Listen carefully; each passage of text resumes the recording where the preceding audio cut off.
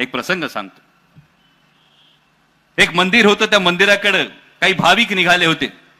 त्यातले काही भाविक पायी पायी चालले होते, काही भाविक बैलगाडीतून चालले होते, काही भाविक घोड्यावर चालले होते, काही भाविक मोटारीतून चालले होते. आता गंमत अशी झाली होती, चालले होते सगळे एकाच मंदिरात, पण चारही जणांचे मार्ग वेगळे असल्यामुळे चौघांमध्ये वाद सुरू होते. पायी चालणारे म्हणत होते आमचीच भक्ती श्रेष्ठ कारण आम्ही पायी चालतोय. गाडीत चालणारे म्हणत होते घोड्यावर जाणारे तर स्वार्थी एक एकटे जातात, आम्ही तर चार चौघांना सोबत घेऊन जातोय. घोड्यावर चालणारे म्हणत होते की गाडीत जाणारे मूर्ख, कारण ते इतिहासाला सोडून चाललेत, आम्ही तर इतिहासानुसार घोड्यावर बसून चाललोय. गाडीत जाणारे म्हणत होते हे मागचे सगळे मागासलेले आहेत, कारण आम्ही आधुनिकतेची कास धरून चाललोय. चौघे भांडत भांडत मंदिरात पोहोचले. मंदिरात पोहोचल्यानंतर भगवंतानं दर्शन दिलं. भगवंतानं दर्शन दिल्यानंतर चारही प्रकारचे लोक निशब्द झाले आणि भगवंतानं प्रश्न विचारला, आता सांगा महत्वाचं काय, भक्तीचा मार्ग की भक्तीचा भाव? आणि भक्तीचा भाव जेव्हा महत्वाचा असतो तेव्हा शिवजयंती साजरी करत असताना कोणीही वेगवेगळ्या पद्धतीने ते साजरी करतं.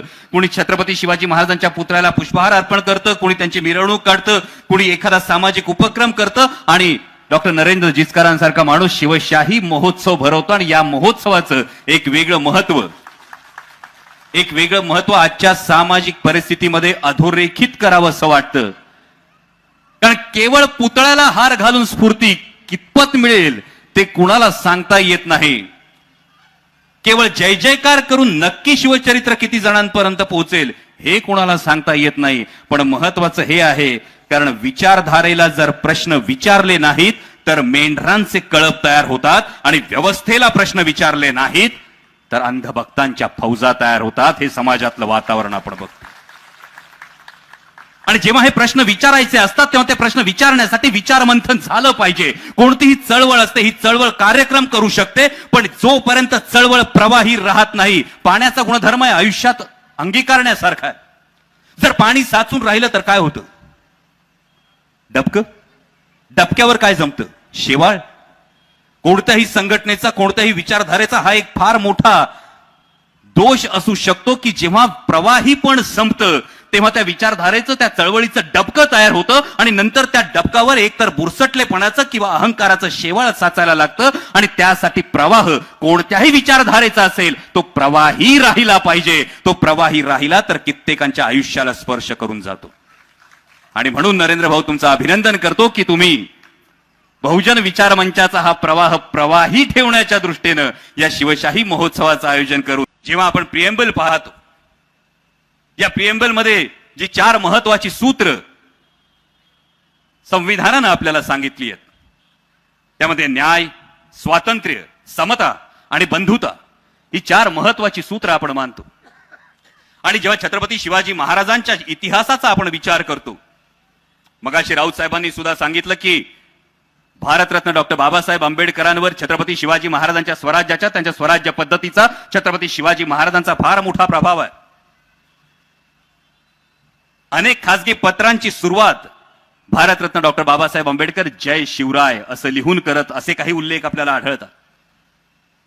म्हणजे ज्या महात्मा ज्योतिराव फुलेंनी रायगडावरची छत्रपती शिवाजी महाराजांची समाधी शोधून काढली, त्या महात्मा फुलेंना गुरुस्थानी मानणारे डॉक्टर बाबासाहेब आंबेडकर आणि त्यांच्या संविधानामध्ये छत्रपती शिवाजी महाराजांच्या एकूण राज्य प्रणालीचा किती प्रभाव आहे याचा जर आपण बारकाईनं विचार केला तर आपल्याला कळतं की ही लोकशाहीचा जो हुंकार आहे हा केवळ स्वातंत्र्यानंतर नाही, तर पहिलं स्वातंत्र्य जे मिळालं होतं छत्रपती शिवाजी महाराजांचा राज्याभिषेक झाला त्यावेळी, तेव्हापासून हा स्वातंत्र्याचा हुंकार या महाराष्ट्राच्या, या हिंदुस्थानच्या मातीत घुमतोय. म्हणजे विचार करा, मी ज्या राज्याभिषेक सोहळ्याचं उदाहरण देतो, छत्रपती शिवाजी महाराजांचा राज्याभिषेक झाला. हा राज्याभिषेक म्हणजे केवळ सोहळा होता का?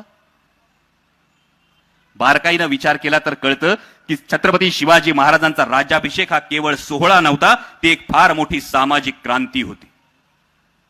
कारण त्याआधी 350 वर्ष कुणी राजा झाला नव्हता एतद्देशीय. छत्रपती शिवाजी महाराज 350 वर्षांनंतर एतद्देशीय पहिली व्यक्ती होते जे राजेपदी विराजमान झाले होते. आणि तोपर्यंतचे राजे त्यांची शपथ घेत असताना शपथ अशी घेत होतं की माझा राजदंड मी माझ्या धर्मगुरूच्या हातात देईन. फार महत्वाचं वाक्य आहे. माझा राजदंड मी माझ्या धर्मगुरूच्या हातात देतोय, आणि जर माझ्याकडून काही अनुचित व्यवहार घडला तर माझा धर्मगुरू माझ्या मस्तकावर त्या राजदंडाचा प्रहार करून मला पदच्युत करेल. छत्रपती शिवाजी महाराज पहिले राजे होते ज्यांनी राजदंड धर्मगुरूच्या हाती दिला नाही, तर तो स्वतःच्या हाती ठेवला. याचं उदाहरण आहे, धर्मसत्ता ही राजसत्तेच्या वर चढ असू नये, तर धर्मसत्ता आणि राजसत्ता या दोघींनी एकमेकाच्या खांद्याला खांदा लावून लोक कल्याणाचं काम करावं, हा छत्रपती शिवाजी महाराजांनी घालून दिलेला दंडक आहे. कारण धर्मसत्ता जेव्हा राजसत्तेच्या वर होती तेव्हा सातत्यानं एक उदाहरण बघायला मिळत होतं, आणि ते उदाहरण असं होतं की माणूस हा धर्मासाठी मानला जात होता. धर्मामध्ये जे काही सांगितलं जात होतं, धर्मातल्या मूढभर माणसांकडून जे सांगितलं जात होतं, जे वरच्या उतरंडीवर जे काही सांगितलं जात होतं, ते सगळं पाळलं जात होतं, पाळावं लागत होतं. छत्रपती शिवाजी महाराजांनी हा दंडक या मातीत घालून दिला की माणूस हा धर्मासाठी नाही, तर धर्म हा माणसासाठी आहे, माणसांच्या कल्याणासाठी आहे. त्यामुळे रयतेचं कल्याण, सर्वसामान्य माणसांचं कल्याण, हा जो आपल्या प्रिएम्बलचा सगळ्यात महत्वाचा पहिला न्याय आहे.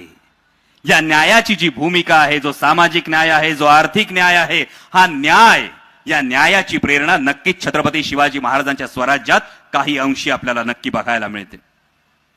त्यानंतर संविधान आपल्याला सांगतं स्वातंत्र्य, विचारांचं स्वातंत्र्य, अभिव्यक्तीचं स्वातंत्र्य, उपासनेचं स्वातंत्र्य, धर्माचं स्वातंत्र्य. आणि हे स्वातंत्र्य करत असताना एका नाण्याला मात्र कायम दोन बाजू असतात. जसा आपल्याला अधिकार मिळतो त्या अधिकाराबरोबर आपल्यावर जबाबदारी सुद्धा येत असते.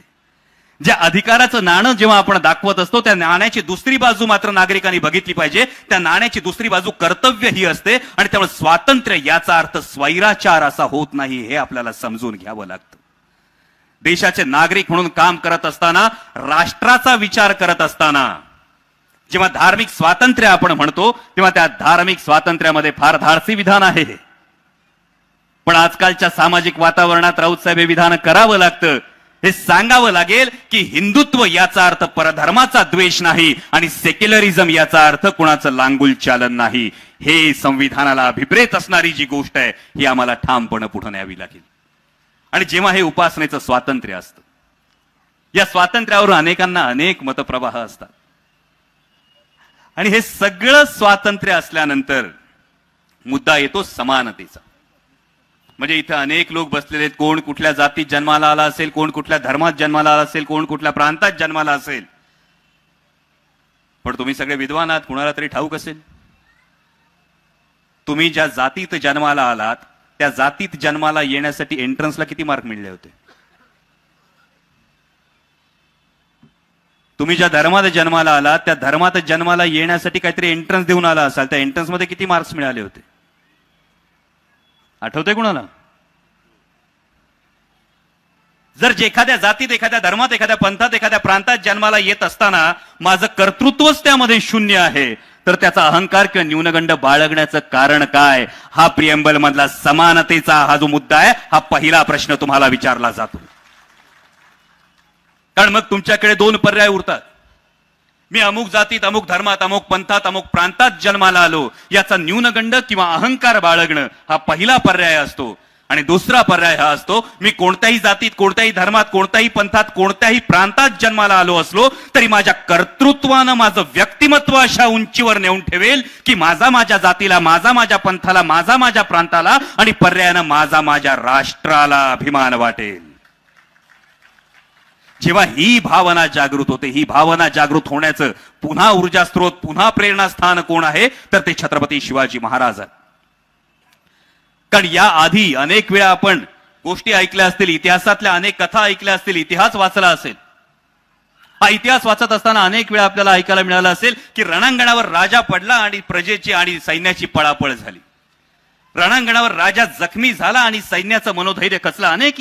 अनेक इतिहासातले पराभवाच्या ज्या गोष्टी आहेत, या पराभवाच्या गोष्टींमध्ये अनेकदा हे लिहिलं गेलंय. पण विचार करा, स्वराज्य रक्षक संभाजी महाराजांनी बलिदान पत्करल्यानंतर राजा आघाडीवर नसताना या महाराष्ट्रातली सर्वसामान्य रयत, काबूल ते बंगाल सल्तनत असलेल्या औरंगजेबाच्या 5 लाख सैन्याच्या विरोधात 18 वर्ष लढत होती. राजा आघाडीवर नसताना लढत होती. कुठून आली ही प्रेरणा? ही केवळ प्रेरणा नाही, ही राष्ट्रभावना आहे. आणि ही राष्ट्रभावना छत्रपती शिवाजी महाराजांनी या मातीत जागृत केली. जेव्हा समानतेचा दुसरा मुद्दा येतो, खरं तर माता भगिनी इथे बसलेल्या आहेत.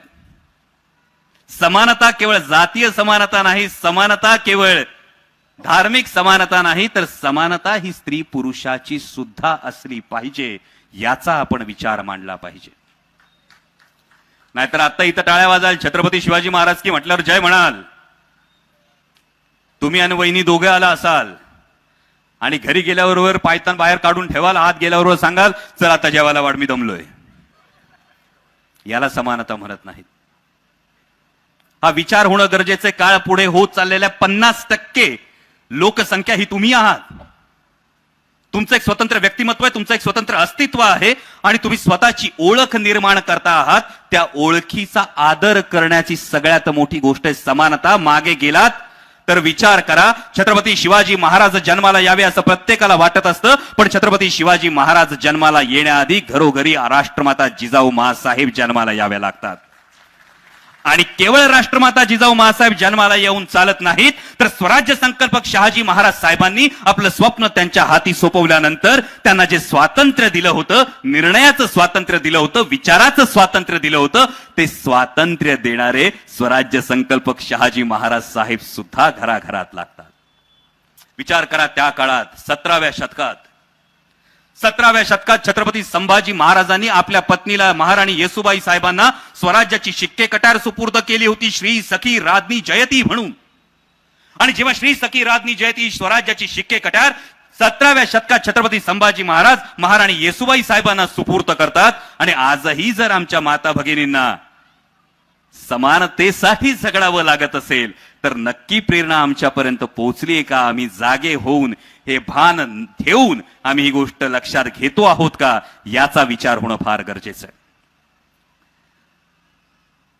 कारण या दोन मध्ये फरक फार सोपा आहे. अनेक जण विचारतात की महिला आणि पुरुष याच्याविषयी तुम्ही डायरेक्ट बोलता. पुन्हा तोच प्रश्न मगाशी विचारलेला, मी पुरुष म्हणून जन्माला आलो, माझं कॉन्ट्रीब्युशन काय? पुन्हा एंट्रन्स दिली होती? नव्हती.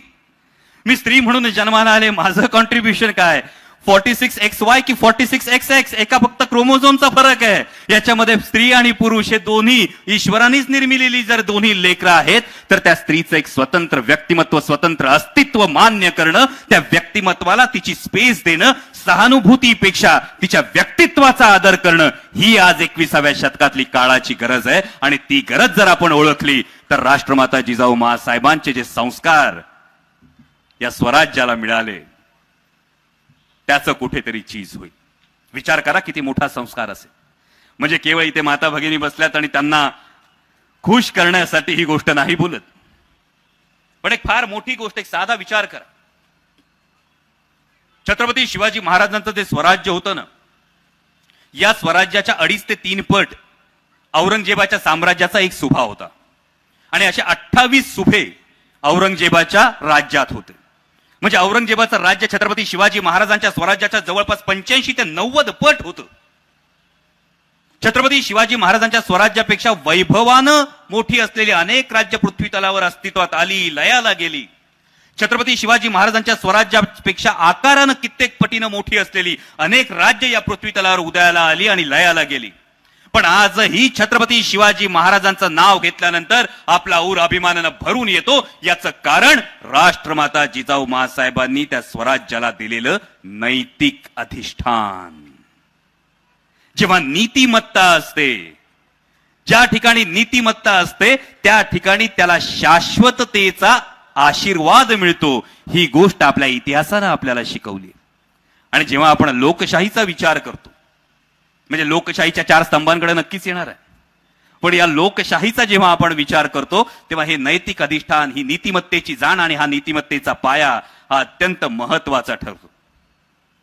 पण आता विचार करा, कोणतंही राजकीय विधान करत नाही, परंतु लोकशाहीचे 4 स्तंभ ज्यांना म्हटलं जातं, शासन, प्रशासन, माध्यम आणि न्याय व्यवस्था. शासन व्यवस्थेविषयी राऊत साहेबांनी आत्ताची परिस्थिती सांगितली. पण शासक कसा असावा, शासक कसा असावा याचं मूर्तिमंत उदाहरण छत्रपती शिवाजी महाराज आहे, जे पूर्णपणे ताकदवान असून सुद्धा मदांध नाहीत, ज्यांच्या हाती सत्ता असून सुद्धा जे सत्तांध नाहीत, ज्यांचं स्वतःचं राज्य असतानाही ते स्वार्थी नाहीत, आणि 350 वर्ष अस्तित्वात नसलेली गोष्ट अस्तित्वात आणल्यानंतर सुद्धा हे माझं नाही, हे रयतेचं राज्य आहे असं म्हणणारं इदम न मम हे तत्व बाळगणारे आदर्श शासक छत्रपती शिवाजी महाराज. म्हणजे छत्रपती शिवाजी महाराज की नुसतं जय म्हणून चालत नाही. आजकाल तर नवीन एक बऱ्याच ठिकाणी बघायला मिळतं छत्रपती शिवाजी महाराजांची आरती. मी अनेकदा कार्यक्रमाला जातो आणि कार्यक्रमाला गेल्यानंतर मला आवर्जून सांगतात छत्रपती शिवाजी महाराजांची आरती करूयात. मी हात जोडून सांगतो, देवत्वाच्या चौकटीत नेऊन माझ्या राजांना बसवू नका, कारण कर्माच्या जोरावर, केवळ कर्तृत्वाच्या जोरावर मरत्या माणसाला सुद्धा देवत्वापर्यंत पोहोचता येतं. याचं एकमेव द्वितीय उदाहरण म्हणजे छत्रपती शिवाजी महाराज. आणि जर या कर्मावर विश्वास ठेवायचा असेल तर केवळ आरतीमध्ये त्यांना गुंतवण्यापेक्षा त्यांच्या चरित्रातून, त्यांच्या जीवनातून तेजाचा आणि प्रेरणेचा एक अंश आपल्या जीवनात घेतला तरी सुद्धा आयुष्य सुंदर होईल. नंतर येतं प्रशासन. आता शिवकाळातलं प्रशासन आणि आत्ताचं प्रशासन अशी तुलना करणार नाही, कारण ही तुलना होऊ शकत नाही. ही तुलना करणं वेडेपणाचं ठरेल. पण त्याचे आदर्श जेव्हा आपण घेतो तेव्हा आदर्श राज्य जेव्हा असतं, रयतेचं राज्य जेव्हा असतं, मी सगळे अर्धवट विधानं करतोय कारण ही कुठली राजकीय प्रचाराची सभा नाही, हे विचार मंथन आहे.